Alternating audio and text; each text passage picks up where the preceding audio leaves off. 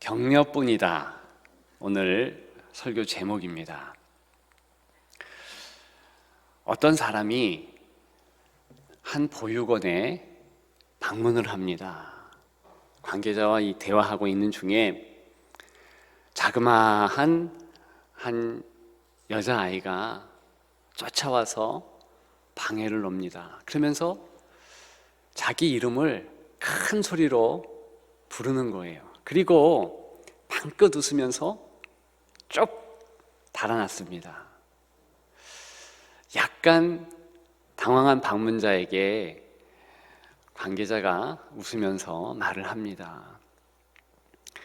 저 아이는 버려진 아이입니다. 저 아이는 자기 이름도 모른 채 부모 얼굴도 모른 채 버려졌습니다. 그래서 선생님이 이름을 지어줬지요. 그 이름이 마음에 들었나 봅니다.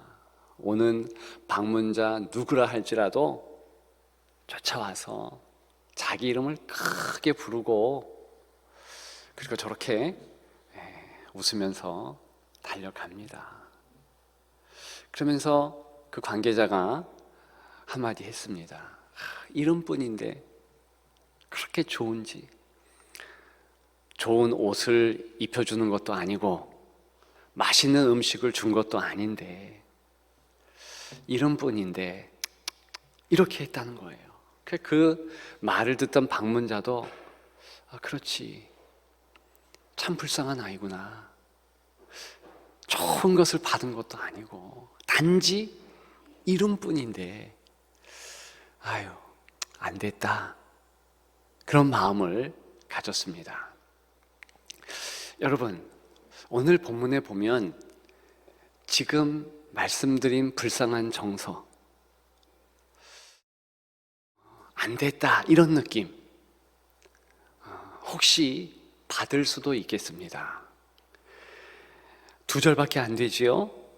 에베소서 6장 10절과 11절인데 주 안에서와 그 힘의 능력으로 강건하여지고 마귀의 관계를 능히 대적하기 위하여 하나님의 전신갑주를 입으라.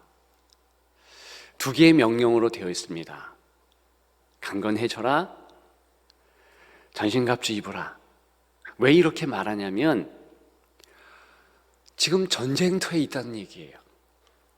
성도의 상황이 전쟁터와 같이 어렵고 힘들다는 것입니다. 그렇다면 뭔가 실제적인 손에 쥐어질 무기 혹은 물질 이런 거 주면 좋지 않습니까? 사실 오늘 본문의 배경을 보면 지금 격려하고 있긴 한데 격려뿐이에요. 말뿐입니다. 몇 주 전에 추석 감사절을 지내면서 기아대책 그 기관과 같이 했어요. 그 기아대책의 캐치플레이어가 복음이 빵과 함께해요. 복음만 주는 것이 아니라 빵도 주겠다. 그거 괜찮습니다. 전략이 좋아요. 제가 선교하기 위해서 해외 가잖아요. 그러면 많은 사람이 운집한 곳에 하나님의 말씀을 증거할 때가 있어요. 동남아에서는 외국인이 온다, 목회자가 온다, 그럼 많이 모입니다. 그런데 모인 그들에게 하나님의 복음만 증거하고 그냥 돌아가면 조금 미안한 마음이 듭니다. 그게 반드시 다른 선교사 하는 것처럼 복음 전한 후에 하다못해 수건이라도, 홍삼 이 적은 캔디라도 이렇게 주게 되어 있어요. 안 주면 섭섭한 얼굴 금방 나타냅니다. 스스로도 뭔가 복음 증거만 하고 가기에는 겸연쩍은 거예요.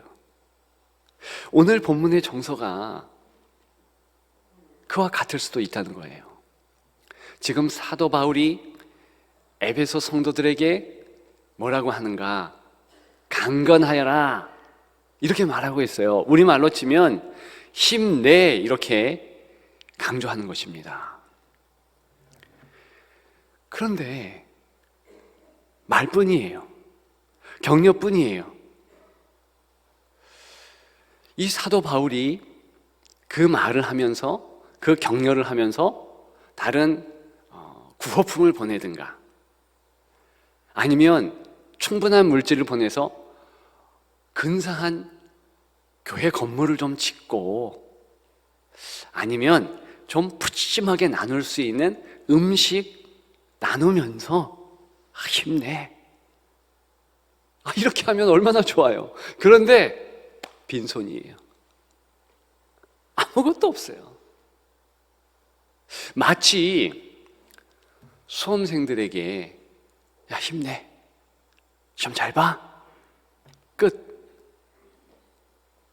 아니, 뭔가 하다 못해 뭐 여실해도 좀 주고, 하다 못해 볼펜 한 자루 해도 사주면서 힘내, 이래야 되는 거 아니겠어요?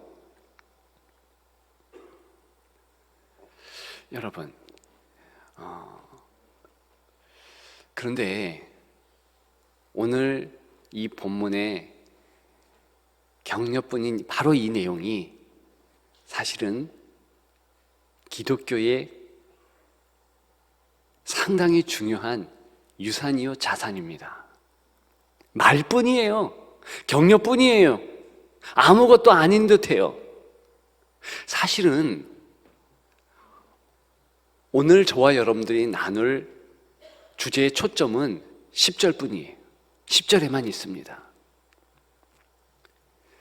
강건하여라, 힘내. 그 밑에 있는 전신갑주 입으라, 전신갑주의 내용, 이런 것들이요 다 강건하여지라, 이 명령에 들러붙은 거예요.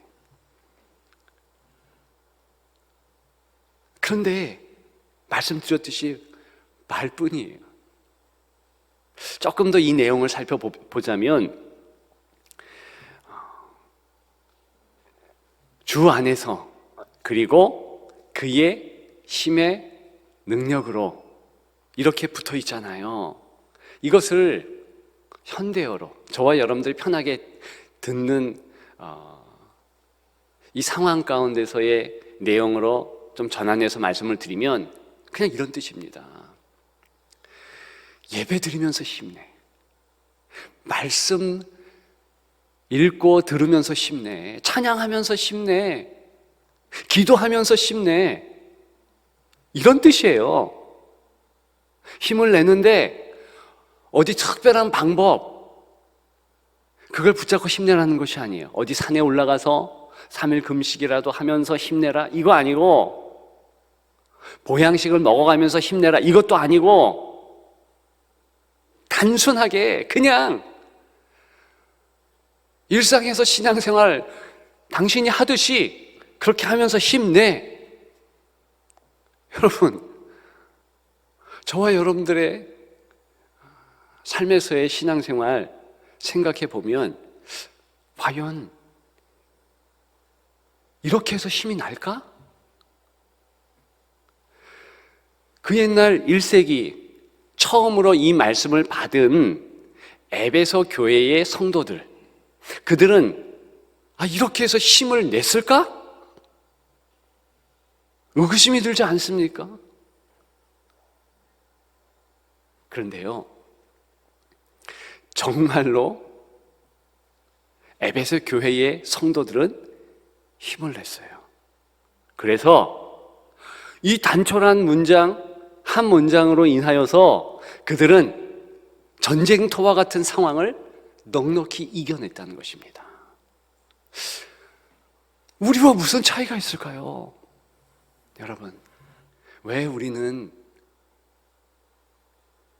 이 명령을 통하여서, 이 격려를 통해서, 이 말을 통하여서 이길 수 없을까? 그것은요, 우리는 기본이 무너진 시대에 살고 있기 때문입니다. 기본이 무너졌어요. 예배의 기본이 무너졌고 찬송과 기도와 말씀 거기 대하는 우리의 태도에 문제가 생겼다는 거죠. 우리의 예배가 어떤 문제가 생겼을까요? 여러분, 우리는요 예배 드리러 오는데 별로 감동 없이 준비 없이 오는 듯합니다. 물론 준비하고 또 준비하고 그리고서 오는 예배자도 없지 않지만 일반적으로 그런 시대 가운데 살고 있어요. 제가 지난 교회를 섬길 때 그때는 부목사였죠. 그런데 그 교회에 새로 부임한 목사님이 신학교에서 설교학과 예배학을 전공했어요. 그러니까 예배를 잘 드려야 된다 이 마음이 가득했어요. 어떻게 했는가? 예배 시간에 문을 잠가버렸습니다. 왜? 많이들 늦으니까. 예배 시간에 시간 지키는 거 굉장히 중요하다 이러면서 그렇게 했어요. 그런데 제가 때로는 문지기로 있으면서요 굉장히 불편하더라고요. 왜냐? 제가 담당한 교구 식구들이 힐끔힐끔 쳐다보면서 문 열어달라는 거예요. 기도 시간 끝나고 그 다음에 찬양 그 전 틈새에 딱 문 열어서 들어가게 합니다만 아무튼 우리는 어느 틈엔가 예배를 너무 그냥 쉽게 드리고 있다라는 것이죠. 그런데 원래 우리의 모습이 안 그랬어요. 바로 앞 세대, 저희 어머니 세대 때 토요일 날부터 헌금을 준비합니다. 그래서 헌금 500원짜리, 1000원짜리 뭐 이런 것 동전이라 할지라도 아이에게 주는 것도 반짝반짝하게 문대는 거예요. 하나님께 드린다고. 그리고 지폐는요 1000원짜리 그거를 다리미로 다리든가 아니면 한 달 전부터 이렇게 성경책에 꽂아 놓는 거예요. 모든 헌금을 다 그렇게 하잖아요. 그리고 토요일 날에 아이들 입을 거, 당신 입을 거, 남편 입을 거 싹 준비해 놓습니다. 그리고 주일날에 먹을 아이들 간식 다 사다 놓습니다. 주일 성수한다고 마음을 다해서 드렸거든요. 그런 분이 교회 가면 은혜 안 받으면 이상하잖아요. 지금 오늘 본문에서 에베소 교회의 성도들의 예배는요 생명이 달린 예배예요. 자칫 잘못하면 예배 드리다가 죽을 수도 있어요. 그래서 그들에게 예배는 생명이고 예배는 능력이죠. 당연히 예배로서 힘내 하면 그 뜻을 하는 거예요. 기본이 되었습니다. 여러분, 우리의 기도 생활, 우리의 찬양 생활, 과연 우리는 찬양을 얼마나 하는지요? 성도는요 하나님의 마음을 알아야 되는데 하나님은 시편 69편에 이런 마음을 토로까지 하셨습니다. 내가 너희들이 주는 헌금 그렇게 중요하게 생각하지 않는다. 내가 원하는 것은 그 헌금보다 너희가 진정한 찬양의 마음으로 감사의 마음으로 나에게 경배하는 것이다. 찬양하는 것이다. 여러분, 그래서 실제로 저와 여러분들이 하나님 앞에 오늘 찬양 드린 찬양이요 500만 원보다 한 곡에 진정한 감사의 마음을 담은 찬양이 더 비싸다는 거예요. 만유의 주께서, 온 우주의 주인께서 그렇게 여기신다는 것입니다. 그럼에도 불구하고 우리는 우리식으로 찬양을 아주 하찮게 생각해요. 여러분, 그것이 기본이거든요. 기본이 무너졌다는 얘기예요.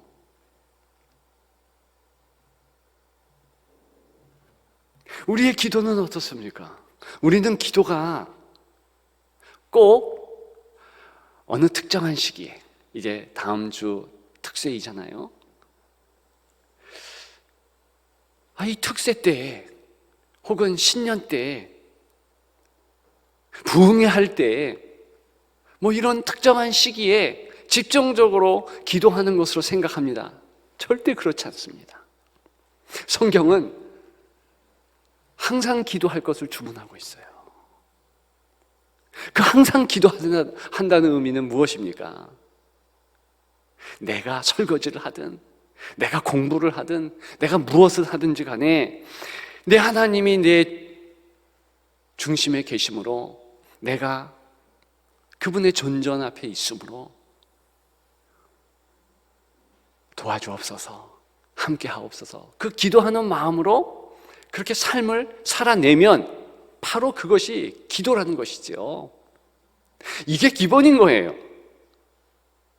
그런데 그것이 되지 않고 그냥 살아갑니다. 그러다 보니까 예배 드리면서 힘내, 기도하면서 힘내, 찬양하면서 힘내, 실제로요, 능력은 없어지는 거예요. 감사해야 되는지 어찌해야 되는지 모르지만 코로나 시기에 우리가 다시 한번 생각해 본 신앙생활의 기본들이 있었잖아요. 이렇게 예배 드리러 오는 거. 그냥 예배 드리러 오는 줄 알았더니 그게 아니더라.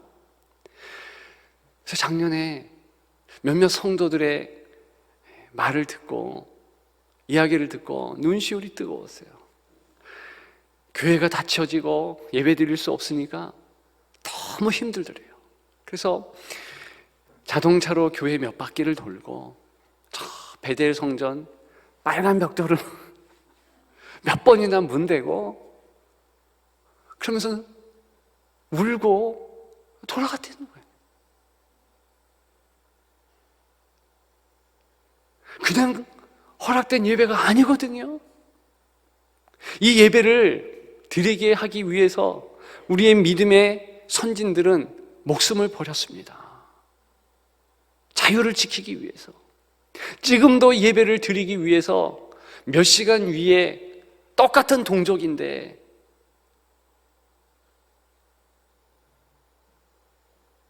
지금도 그 헌신, 어려움, 고통 당하면서 신앙을 지키고 있는 거예요. 제가 탈북민의 간증을 들은 적이 있습니다. 그냥 성경을 읽는 것이 아니고요, 한 구절의 성경, 그것을 꼬깃꼬깃 적어서 누가 볼세라 외우고 주머니에 넣다가 다른 성도 만나면 그걸 전해주고 이랬다는 거예요. 찬송가가 너무 부르고 싶어서 새벽 미명에 일어나서 그것도 이불을 덮어쓰고 누가 들을세라 조심하면서 그렇게 읊조리면서 찬양을 했더라는 것이죠. 우리는요, 너무나 좋아. 비록 코로나지만 그럼에도 불구하고 우리는 예배 드리기에 가장 좋은 환경인 것 분명합니다. 그럼에도 불구하고 이제 코로나가 장기화되면서 어떤 현상이 생겼는가? 이제 비대면 예배, 온라인 예배, 혼자 드리는 예배, 가정에서 드리는 예배가 일반화된 거예요. 여러분, 정말 가슴을 치면서 이러면 안 되는데 그 마음을 가져야 되는 거예요. 왜냐? 기본적으로 모이기에 힘쓰는 것이 성도요, 기본적으로 함께 예배 드리는 것이 성도의 의무입니다. 지금요, 이제 각 집에서 예배 드리다 보니까, 그리고 그 시간이 늘어나다 보니까 우리 영아부, 유치부 이 연령의 아이들은 실제 예배가 뭔지 모릅니다.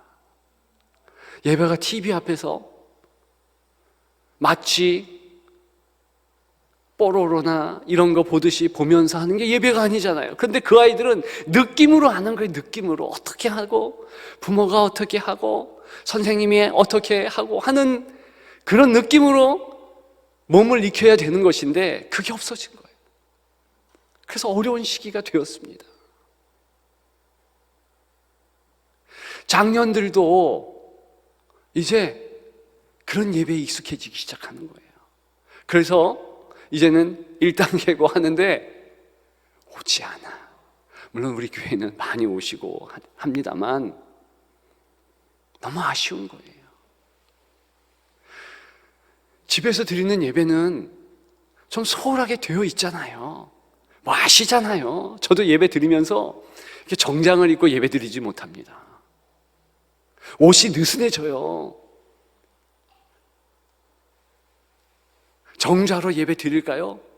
조금 졸리면 소파로 넘어지고, 찬송도 부르는 것이 우리 모여서 부르는 게 아니라 옹알옹알.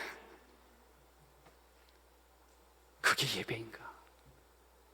여러분, 물론 신학적으로는 독방에서 드리는 예배, 어디에서 하나님께서 함께 하시니까 예배 맞죠? 그러나 정말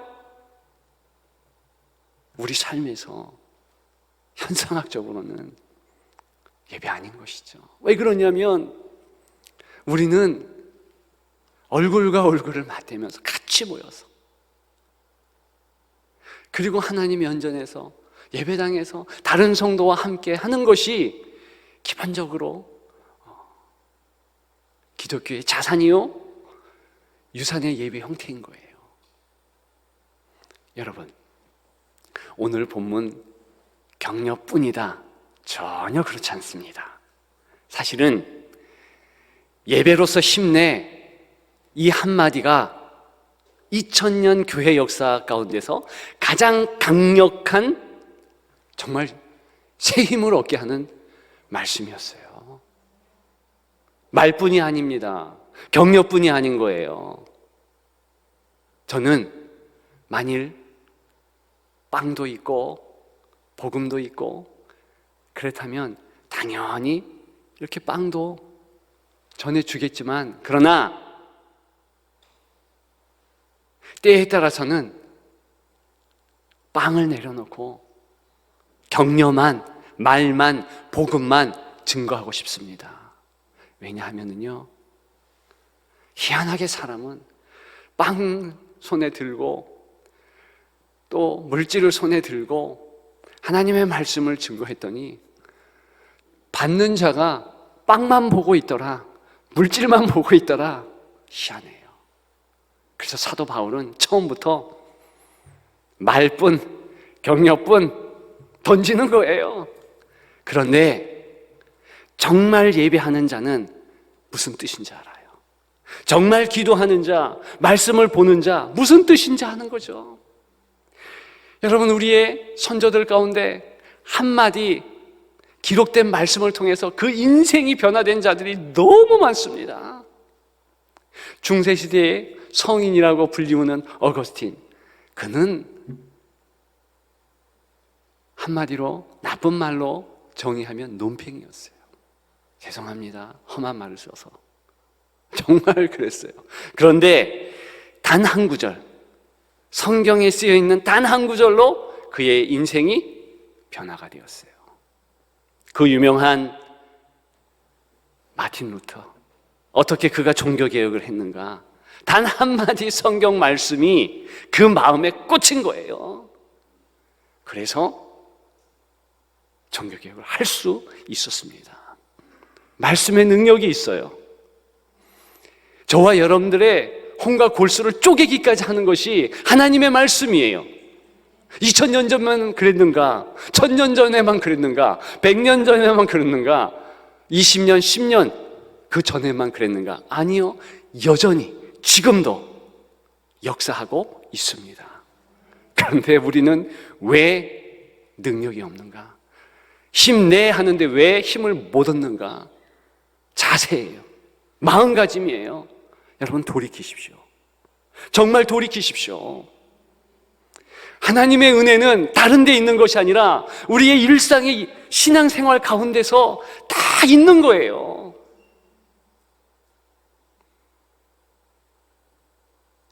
뜨겁게 말씀 보고 뜨겁게 찬양하고 기도하고 예배 드리는데 어찌 하나님의 역사가 없겠습니까? 그래서 오늘 본문의 주 안에서와 그 힘의 능력으로 같이 붙은 거예요. 예배 드리면 자연적으로 그 힘, 그 능력이 함께 한다는 뜻입니다. 순접으로 아예 붙어버린 거예요. 따로 떼는 게 아니에요. 주 안에서 따로, 그 능력 따로, 이게 아니고 그냥 하나님을 바라보는 예배 가운데서 힘을 얻는 거예요. 그것이 성도인 것입니다. 다른 방법이 없는 거예요. 왜요? 살아계신 우리 아버지께서 붙잡고 계시니까. 서두에 한 보육원을 방문한 사람의 이야기를 드렸습니다. 그 사람이요, 가만히 듣고 있다 보니까 참 불쌍하다 이런 뿐인데 에휴. 그런데 갑자기 떠오는 생각이 있더라는 거예요. 야, 근데 나는 부모가 있잖아. 이름 뿐인데 저 정도다. 이게 아니고 그 이름 받은 것이 얼마나 귀한가. 그게 생각되더래요. 그리고 또 한편 성경에서 기록한 대로 하나님께서 우리 이름을 지어주시고 붙잡아주시고 역사하셨다. 그게 생각나더라는 거죠. 이 사람이 그 유명한 토미 워커라는 사람이에요. 어떤 CCM 복음성가를 작사 작곡했는가? 내 이름 아시죠? 그 찬양 아시죠? 예, 그 찬양 우리 앞소절만 한번 해볼까요? 나를 지으신 주님 내 안에 계셔 내 안에 계셔 처음부터 내 삶은 처음부터 내 삶 그의 손에 있었죠. 그의 손에 있어 내 이름 아시죠?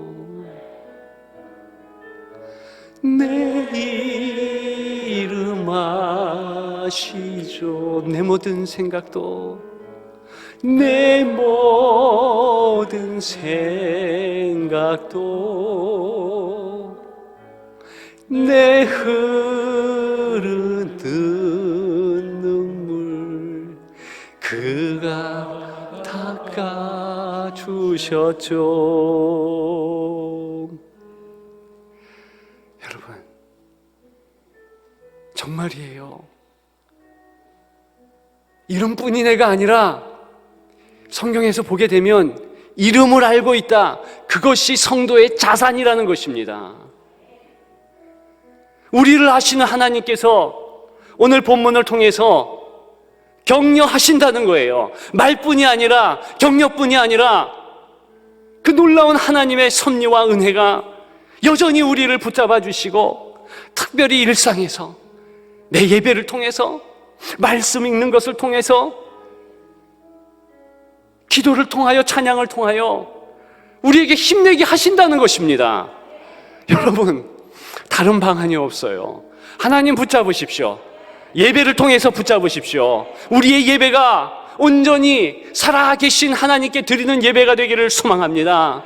여러분들의 삶이 어떻게 이 땅 가운데서 힘들고 어려운 그런 풍파가 많고 어려움이 있는 지경이라 할지라도 바로 이러한 하나님의 관심과 사랑과 은혜가 있다면 넉넉히 이길 수 있는 것입니다. 기도가 있으면 되는 거예요. 찬양이 있으면 되는 거예요. 말씀이 있으면 되는 것입니다. 그렇게 승리하는 여러분들 되시기를 주님의 이름으로 축복합니다.